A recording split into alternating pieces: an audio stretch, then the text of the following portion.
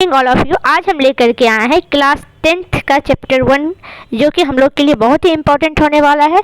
तो चलिए आज हम स्टार्ट करते हैं। तो पहला चैप्टर हमारा है जो कि क्लास 10th का एग्ज़ाम होने वाला है फरवरी में 2025 का।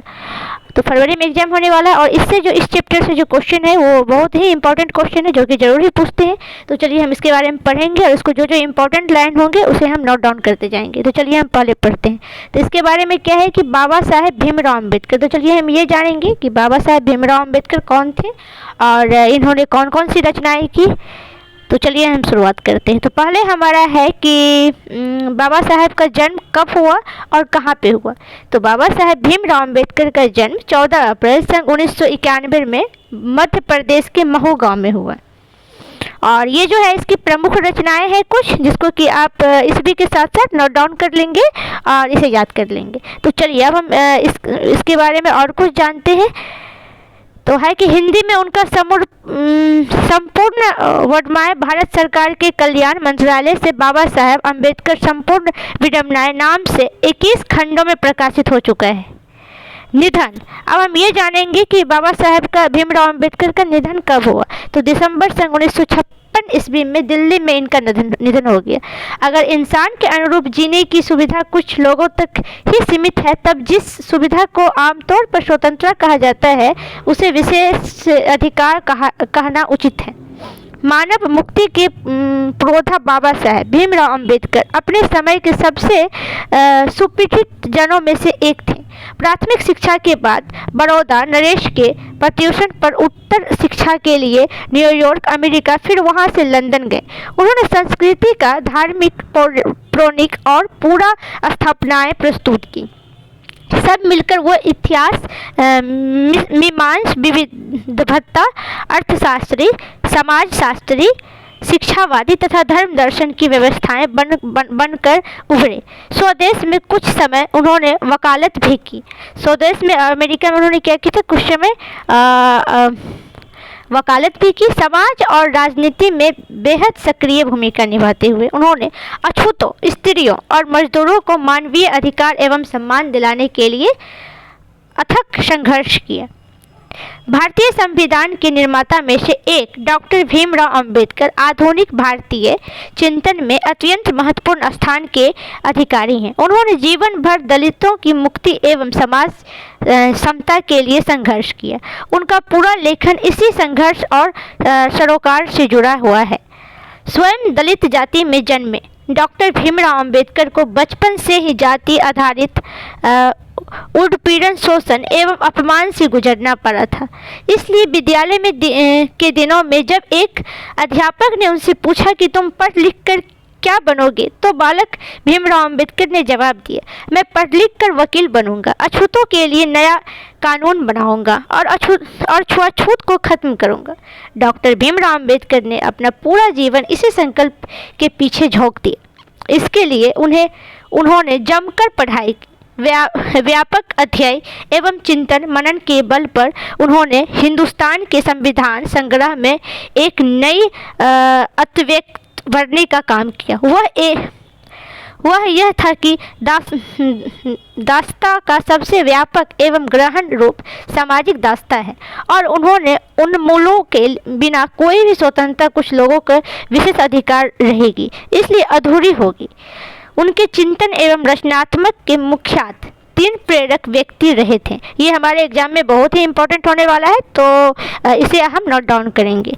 तो बुद्ध, कबीर और ज्योतिबा फूले। जातिवाद उत्पीड़न के कारण हिंदू समाज से मोह भंग होने के बाद वे बुद्ध के समाजवादी दर्शन के अस्वस्थ हुए और 14 अक्टूबर सन 1956 को 5 लाख अनुयायियों के साथ बौद्ध मातोनीय बन गए। भारत के संविधान निर्माण में उनकी महती भूमिका और एकनिष्ठ समर्पण के कारण ही हम आज उन्हें भारतीय संविधान का निर्माता कहकर श्रद्धांजलि अर्पित करते हैं। उन्होंने समूची बहुमुखी विद्वता एवं ज्ञान साधना की जगह मानव मुक्ति एवं जन कल्याण के लिए थी। यह बात है कि अपने चिंतन और क्रिया के क्षणों से बराबर साबित करते रहे। अपने इस प्रयोजन में वे अधिकतर सफल भी हुए। अब हम जानेंगे कि चैप्टर हमारा क्या है, श्रम विभाजन एवं जाति प्रथा। तो अब इसमें क्या दिया हुआ है कि यह विडंबना की बात है कि इस युग में भी जातिवाद को पोषक की कमी नहीं है। हाँ, ये बहुत ही विडंबना की बात है कि अभी के टाइम में भी जो जातिवाद है इसके पोषक की अभी भी कमी नहीं है।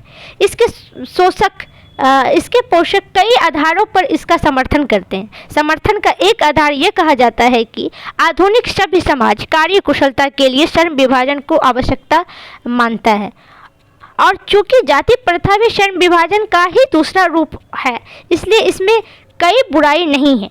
इस तर्क के संबंध में पहली बात तो यह है कि आपत्तिजनक है कि जाति प्रथा श्रम विभाजन के साथ साथ श्रमिक विभाजन का भी रूप लिए हुए हैं। श्रम विभाजन निश्चय ही सभ्य समाज की आवश्यकता है, परंतु किसी भी सभ्य समाज में श्रम विभाजन की व्यवस्था श्रमिक का विभिन्न वर्गों में अस्वाभाविक विभाजन नहीं करती है। भारत की जाति प्रथा की एक और विशेषण यह है कि श्रमिकों की अस्वाभाविक विभाजन नहीं करती है, बल्कि विभाजित विभिन्न वर्गों से एक दूसरे की अपेक्षा उच्च नीच की करार देती है, जो कि विशेष की किसी भी समाज में नहीं पाया जाता है।